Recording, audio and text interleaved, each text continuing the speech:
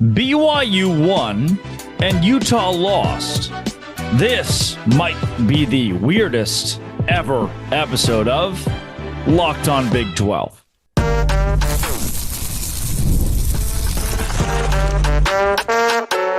You are Locked On Big 12, your daily podcast on the Big 12 Conference, part of the Locked On Podcast Network, your team every day. Happy Sunday, everybody. Welcome to Locked On Big 12. I'm Drake Toll from America's #1 Big 12 podcast, Locked On Big 12. Thank you for making this show your first listen every single day. Off the rift here, there's a hurricane happening where I live. So if the audio cuts out, the video cuts out, it's because there's a hurricane happening where I live. Otherwise, let's go through the entire Big 12 slate from Saturday, as well as in the middle segment, Colorado is going to win the Heisman for us, and that's good. Also, we'll cover in-depth BYU and Kansas State both winning this week. Off the riff, Utah. What?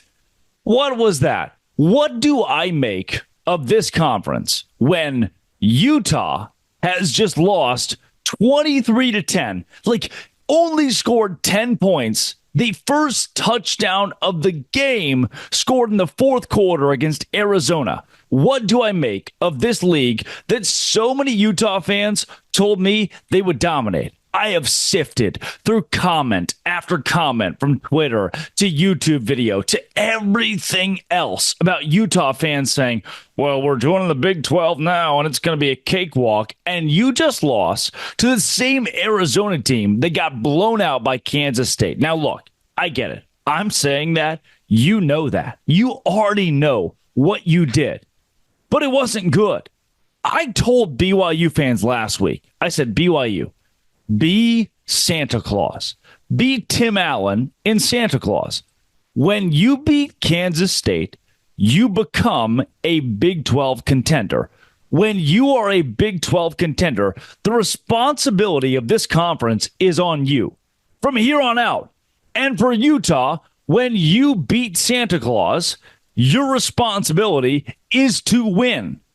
And to be honest with you, for Kyle Whittingham's team, you started as Santa Claus. You were the favorite. Everybody picked you. And Arizona beat the brakes off you last year. And guess what? Jedd Fisch was their head coach then. This year, Brent Brennan. And I've heard from so many Arizona fans the last 2 weeks prior to this game. I don't know. We'll have 38 points to New Mexico. No. Arizona got killed by Kansas State. I'm not sure if they're legit. And then this is the product you put out. Against a team, against a school, against a program that is questioning its head coach already through 3 games. You say, yeah, well, scored 10 points. Had you told me pregame Arizona scores 23, I'd say, yeah, Utah wins by a landslide. Absolutely. 38-23 final. And this? Well, Cam Rising's hurt. Wasn't your excuse last week? Last week, Isaac Wilson was fine. Last week, Isaac Wilson was the savior. Cam Rising or Isaac Wilson, we can win. This week, it was nothing. Pitiful. Iowa State 20, Houston 0. I don't know. Houston's gone 8 quarters without a score. 8 quarters with nothing. Iowa State, also not impressive. 20-0. Not anybody else. If you beat Utah, Oklahoma State, Kansas State, even Colorado, Cincinnati, Baylor, anybody else, 20-0. It's impressive. Houston, probably need more than 20 points. You led 3-0 at halftime. I watched almost this entire game and thought, that's not good. Like, I'm in a hurricane right now. I have no power. I am barely hitched up to any sort of video, Wi-Fi, anything. And I watched this intently. It is 3:00 as I record this, based on the final of the Utah State game. Of the Utah game, I should say. And this Iowa State game, I have to wrap up at 20-0. That's all. That's it. That's all you can do. Thanks for nothing. And look, you did it. You took care of business, but 20-0. I wanted more from Iowa State. I mostly had their team total over 29.5. That's why I'm mad. Kansas State, Oklahoma State. Avery Johnson. Can I say something controversial? Wasn't crazy good. Wasn't crazy good. Was good, yes. Every third pass, you're like, whoa, where'd he go? Whoa, he's throwing in the stands. Whoa, 48 yards above or below his intended target. 42-20, though. Oklahoma State, offense bad. Alan Bowman, bad. 364 yards for Alan Bowman. Good, right? Oh, yeah. 350 yards. That's good, right? The running game was terrible. Oklahoma State cannot establish any sort of even game offensively. DJ Giddens, spectacular. Thank you very much. Kansas State 42-20. In the final segment of the show, we'll go deeper. BYU over Baylor. Thanks for showing up, Baylor. Thanks for showing up. It is infuriating. Can I balance this out? As someone who roots for the Big 12, I'm rooting for BYU. Why? The more that your undefeated teams win, the more that you have a platform on a national scale. That's why Utah, who Isaac Wilson was good last week, should have had a national reputational brand that outlasts Arizona. It didn't. For BYU this week, you won. That's all. That's it. That's it. This week in the Big 12, all it takes is winning.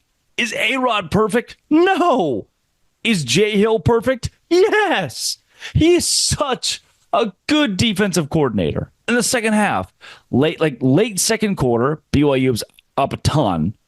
Into the second half, Jay Hill was like, yeah, pedal to the metal, defense. Aaron Roderick was like, yeah, we'll run the clock out, except I won't because I'm not good at that. Conservative offense. Bad. Hated that part of the game. But BYU wins 34-28. Are they the top team in the Big 12? Who do we put above them? Iowa State, maybe? TCU over Kansas. I don't know. I just want so many competitive Big 12 teams, and Kansas just didn't do it. They just didn't do it. 38-27. Good? No. Competent? No. Kansas? No. 14-7. End of the first quarter. All right. We got a shot. Jayhawks. If Kansas wins this game, they are 2-3. TCU also 2-3. Now you kind of guide your own path into 8-4 range, 7-5 range. We've officially canceled Kansas. No more bowl game. That's not good for us at all. For a team that preseason was so competitive. Oh, Colorado UCF, 48-21. What are we doing? I'm in the middle segment. I'll cover this game so closely because Deion Sanders, Shedeur Sanders, and Travis Hunter are the best thing currently happening to the Big 12. No doubt. If we talk about branding, Colorado is right there. Who else brings that? BYU? Maybe. Utah? Would have thought so until this week. And in this game, Colorado showed, whether you like it or not, they're a contender in Big 12 play. Who else contends? I don't know. UCF? TCU? BYU? Kansas State? Oklahoma State? I don't know. Because all of the teams that want me to think they're legit lose. Except for BYU, I guess. And 2-0 in Big 12 play, Texas Tech. Cincinnati, you won. This is what I wanted. From this game, this is what I wanted. Cincinnati played damn close. Texas Tech won the game. But who was the more entertaining team? The more surprising team? Cincinnati. You were good. I enjoyed watching a game that Cincinnati played in football. Are you still very low on the power ranking? Yeah, no doubt. But better than Houston? At least somewhat watchable? Yes. Is Scott Satterfield the answer? No. If he was, you win this game. If you watch this game, I did. If you watch this game as a Cincinnati fan, you would agree with me that Cincinnati had opportunities to win this game. That the coaching staff of the Bearcats had opportunities to solidify a spot in this game, a winning spot in this game. Didn't do it. Did not take advantage of where Texas Tech left the door open. And for that, I can't believe in the Bearcats. I can't. 3-2, yeah. 1-1 in Big 12, yeah.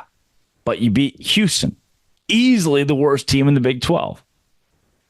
Do I give you brownie points? Roses for that? I don't know. Coming up, the Big 12, a big sigh. The Big 12 has a Heisman Trophy winner, and we should all be on board. This Locked On Big 12, part of the Locked On Podcast Network, your team every day.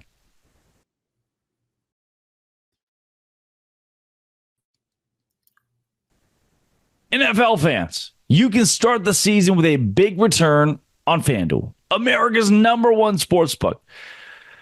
It's the same sportsbook that I went to and said that Utah will win by 8 points. They were -8. And I said, yes, Utah -8. They can do it. If you got a hunch about a game, go bet on that team, unless it's Utah, because I did.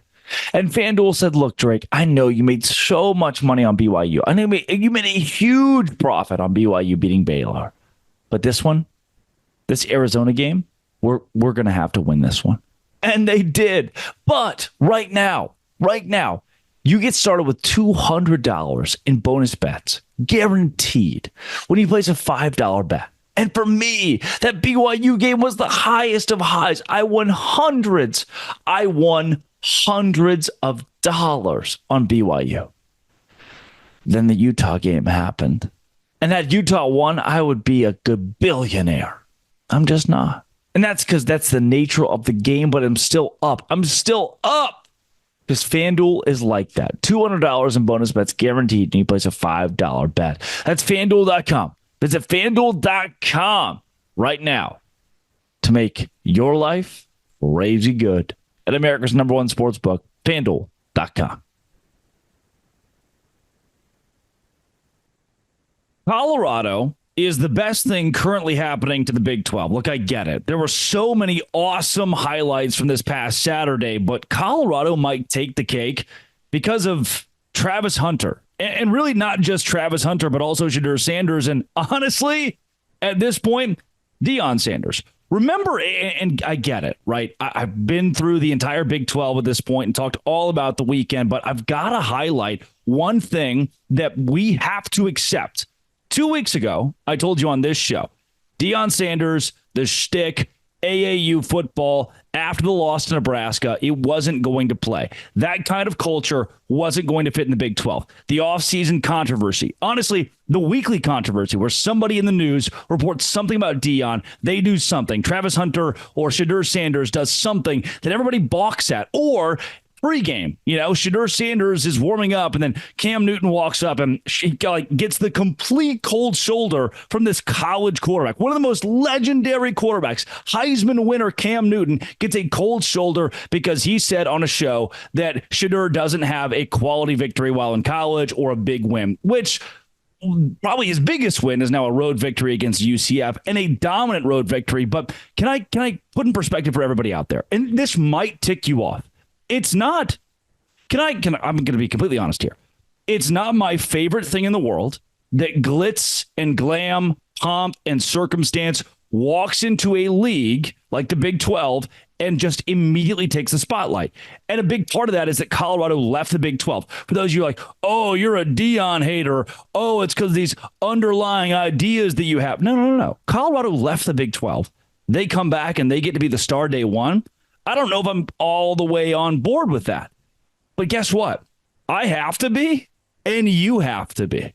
Because now the biggest headlines in the country, once again, are about Colorado because they sit at 4-1, 2-0 in conference play, and are legitimate contenders in the Big 12. Moreover, they have a wide receiver / corner who is the best player in college football and will win the Heisman Trophy.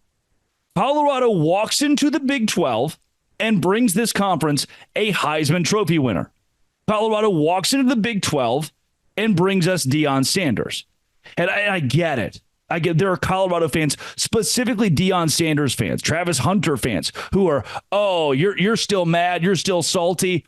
What I need you to understand, what I want to put into perspective here, is that for somebody who's covered the Big 12 since long before Colorado was here, like in that intermediary position where Colorado wasn't a Big 12 school and you had Texas and Oklahoma, I've been there. I was here 3 years ago when the Big 12 was falling apart and it looked like we had no league. And now to see new schools, even a BYU, Colorado, BYU, Utah, Arizona, if you like those schools getting attention and taking away from the Texas Techs who have been here, the Oklahoma States who have been here, Kansas State who has been here. That is a tough pill to swallow for someone who remembers those Big 12 schools that kept the conference alive.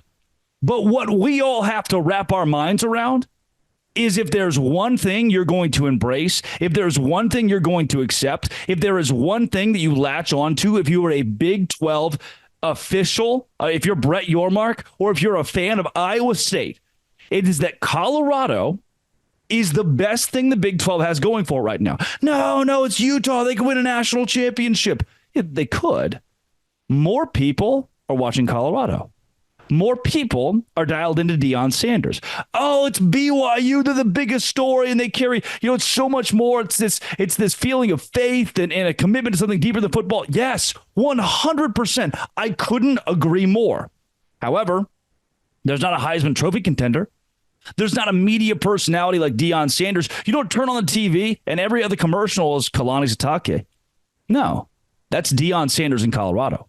Whether you like it or not, whether Deion shakes the hand of the Colorado State coach or not, whether Shedeur Sanders shakes the hand of Cam Newton or not, or blows him off or whatever, none of that matters when you turn the TV on ESPN and they're talking about the Big 12. Because they're talking about Colorado.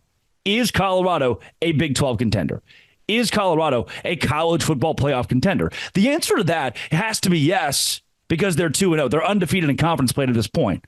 Therefore, they're at the top of the conference. They're tied for first place in this league.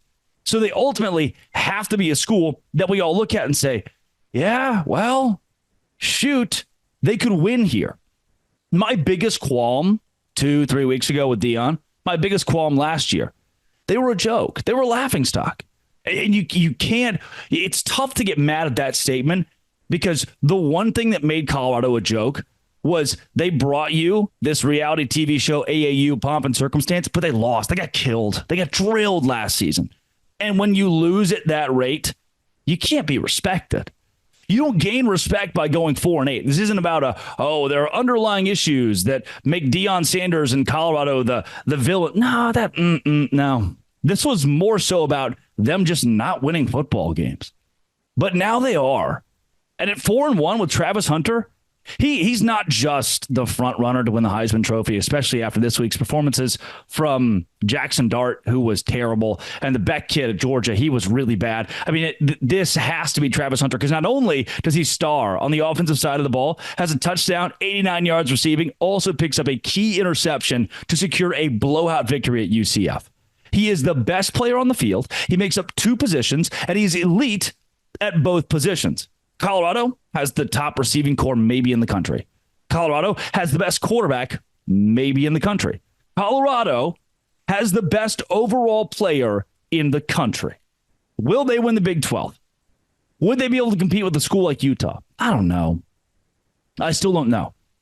But we have to look at the Buffs in a new light moving forward, whether you like it or not, the rest of the league likes it or not, because they're the best thing, publicity-wise, the Big 12 has going for it. Why? Heisman Trophy winner. Why? NFL and MLB legend. Why? The name Sanders. Why? The viewership numbers. Oh, it can't be, they can be the best thing we have going. It is. It is. In a world where branding, in a world where eyeballs matter more than anything else, Colorado is giving you more of that than anybody else. This is about, if it's about business, which the Big 12 wants to be because of Brett Yormark, Colorado is your driving factor. And guess what? As somebody, I'm fine admitting that 2-3 weeks ago I was wrong when I said that this team's not for real. You know, it's just kind of showy. Deion's going to leave after the year. He might. I don't know. But I was wrong in saying that Colorado has no substance. They certainly do. And I'm happy. I'm happy they do, because guess what? That elevates the Big 12.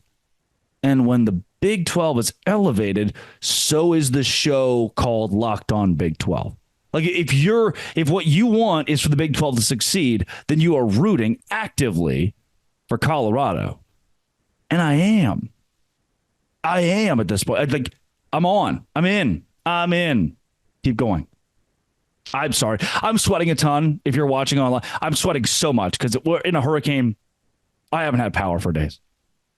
I haven't had power for so long, and I won't have power for more days. So it's just hot in my house. I'm not sweating because I'm nervous or anything. This is just like the sweat that happens. Coming up, Kansas State, BYU. They won. This is Locked On Big 12, part of the Locked On Podcast Network, your team every day. Today's show is brought to you by Game Time. I go to Game Time, and Game Time's like, hey, man, you want tickets? And I'm like, yes, please. Game Time, I have not had power in days. Just give me tickets. And Game Time says, fine, we'll do it. Game Time has the lowest prices guaranteed, and that's what makes it so easy to find tickets. They have the lowest prices guaranteed, as well as app features that listeners will love. Those app features are like curated deals to make it easier to find the best prices. They have super deals, seat views, lowest price guaranteed. The Game Time ticket coverage makes it the most flexible and easy customer service policy in the ticketing industry. Take the guesswork out of buying tickets with Game Time. Download the Game Time app, create an account, use code LOCKEDONCollege for $20 off your first purchase. Terms apply. Again, create an account, redeem code LOCKEDONCollege. Locked on College for $20 off. Download Game Time today. What time is it, buddy? It's Game Time. Download the Game Time app. Do it today. Happy Saturday, everybody. Welcome into Locked On Big 12. I'm Drake Toll from America's #1 Big 12 podcast, Locked On Big 12. Thank you for making this show your first listen every single day. I am in the middle of a hurricane. Hurricane hit where I live in Savannah, Georgia, so I like this little light. I have to go elsewhere to charge my computer and everything, and so I'm recording the show in like increments over the course of the day because I haven't had power in multiple days. That's not fun. It's 83 degrees in my house right now. Boo. If you hit subscribe, I get to keep my job. BYU got one of the biggest upsets that we've seen in the Big 12 this season. I want to talk BYU and Kansas State specifically in this segment, them both getting big wins. And the BYU win, like, can someone help me understand why Las Vegas was like, yeah, let's make BYU the underdog against Baylor? I think that the Cougars should have been favored by at least 6-7 points. That's what they won by. But instead, Baylor was the favorite, and BYU dominated this game for a half. And then for Kansas State, 42-20. Do we have to send Oklahoma State to the Pac-12 with some other members of the Big 12 like Houston? That could be the case after that game and Alan Bowman. For BYU, this is the same old song and dance of give Jay Hill the Presidential Medal of Freedom forever and always. Leave Aaron Roderick on the tarmac. It is classic. I see so many offensive coordinators in college football, especially of mediocre teams or teams that can't seem to break through, who are playing not to lose, who are playing it so safe, and then make that one fatal flaw decision late in the game that buries you. And I think Aaron Roderick kind of did that on that 3rd and 2 where BYU late in the game was trying to run the clock out. Instead of running the clock out, he's like, you know what? For the first time, I'm going to let Jake Retzlaff pass on a 3rd down. And then it gets tipped up and intercepted by the largest human being I've ever seen in my entire life, that kid on the Baylor defense. I didn't like it. I didn't like the 3rd down play calling. I didn't like the offense at all. Less than 75 total yards from BYU in the second half. That's not good. And I didn't feel as though Jake Retzlaff was put in places to succeed in this game late when it mattered the most. He goes 17 for 31. That's not great. throws 2 interceptions. Those weren't great. I think the second one is more so on his offensive coordinator. You're supposed to know as the quarterback to throw the ball down or to just fall or something, but he's trying to create a play when his OC said, hey, 3rd and 2, we're trying to run the clock out, let's go throw the ball. And the running offense for BYU, the rushing offense wasn't great either. 53 yards for Jake Retzlaff. He's the leading ball carrier, 6 carries as well, but a touchdown. Good, yeah, no doubt, but some breakdown plays that put Retzlaff in a position to lead the offense on that side of the ball. I didn't love, again, what Aaron Roderick gave you, and at some point that's going to come back to you. But Jay Hill is a mastermind and the greatest thing that's ever existed. And now BYU is 5-0 for the first time since 1984. Is that what it was? First time since sliced bread, ice cream were invented? That's crazy that it's been this long since BYU was 5-0. They're a real football team this year. Also, let's do it. Let's talk about it. Why can announcers never get any name right for BYU? They look at the roster and they go, that's not going to happen. Like Kalani Sitake, Jake Retzlaff. Those seem to be the simpler ones. When Enoch Nawahine, did I get it? Did I do that? Is running the football and running it well enough for BYU. 19 carries for 51 yards is not good. It's not good. But I felt like the kid just puts his head down and then again, look, I'm a simple man. I struggle as it is. I see these names on paper and I'm like, Pokawa Honga. Yeah, that's what I'm going to go with. And I would know it if the announcers could just decide one way to say it and stick with that the rest of the game. BYU, Darius Laster also, by the way, I should give a lot of shout out and credit to. Very good. BYU defensively spread the love. Very solid, especially late when it mattered the most, when the offense wasn't going to go win you the football game. BYU's defense and Jay Hill did it again. If you look back at last week, it wasn't the offense. It wasn't the offense that beat Kansas State. It was Jay Hill. Give him the key to the city. Give him the key to whatever he wants. Give him the key to LES. That is the guy. And for Baylor, I don't mind that you're like, there's some BYU fan out there, Aaron Roderick, who's going, well, their quarterback threw for 324 yards and their offense had more yards than we did. Hey, bud. Hey. Sawyer Robertson threw the ball 48 times and went 27 for 48. He's a good kid. He's a good quarterback, too. He's a very good quarterback. He got his because Baylor couldn't run the football. 28 carries for 63 yards. That's 2.3 yards per carry. Bryson Washington, their leading rusher. Sawyer Robertson right behind him. They were both 2.4 yards per carry. That is not good. You do that 4 times. You're still not getting a first down. Yeah. And then Robertson throwing the ball 48 times. Of course, he had 324 yards. What else are they going to do? Slant, in, out, drag, occasional long pass, which Sawyer's pretty good at. BYU deserved to win the game, no doubt. But they took steps late to say, hey, Baylor, if you'd like to win, we don't mind. You could just do it. The Baylor crowd is bad. Dave Aranda is fired. There's no way you bring that guy back. Just stop, dude. Just stop pretending. 8 months ago, the athletic director should have stood up in a room and said, you know what? We're not going to win football games with this guy. And I see a lot of Baylor fans who are like, hey, he's a good dude. Okay. I mean, I'm a good guy. I probably shouldn't coach college football. Like, oh, yeah, well, he's got great recruiting classes. Sure, He's also recruited all 5 of the classes that are currently on the roster. That was him. He did that. These are his players. He's on his 3rd set of coordinators, 3-16 in his last 19 games against FBS opponents, 0-9 in his last 9 games against Power 4 teams at home. 0-9 at home against Power 4 teams. That's absurd. But Tuesday's practice was really good. Kansas State wins over Oklahoma State. What if the Wildcats are going to the Big 12 championship? I don't know if you have done the thing where you look at the schedule that they have the rest of the way, but it's kind of manageable. Like, they're not looking at that tough of a road to make that a reality. Here's an example, or the entire example. Colorado coming up, winnable. West Virginia, yeah. Kansas, yeah. Houston, for sure. Arizona State, yeah. Cincinnati, yeah. I would say Kansas State's better than all of those teams. Some of those games are mixed, 3 on the road, 3 at home. If you're the better team in all 6 of those games, and better enough that I think you'll be favored, you have a 60% chance to win all of them, Kansas State could very well find themselves in Arlington despite that BYU loss last week. And maybe, with the way the BYU's defense is playing, get a rematch against the Cougs.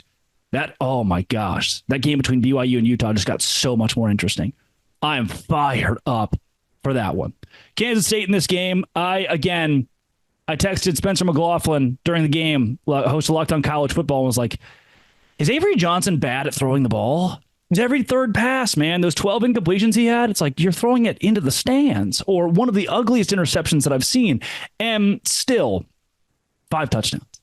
Like, the kid's still electric. 3 passing touchdowns, 2 on the ground. That pick wasn't good. 259 yards is not crazy, but he gets done with his legs too, 60 yards rushing. Avery Johnson is how you say good at football. And then when Alan Bowman, the dichotomy is Alan Bowman, 26 for 50. God. Ollie Gordon, hello? Hello? Ollie, are you there? Ollie Gordon. He's not. The offensive line is not either, and their quarterback's not. And those are 3 things you probably need to win a football game. Alan Bowman. My favorite part of this game when it comes to Alan Bowman is they're setting it up. It's ESPN.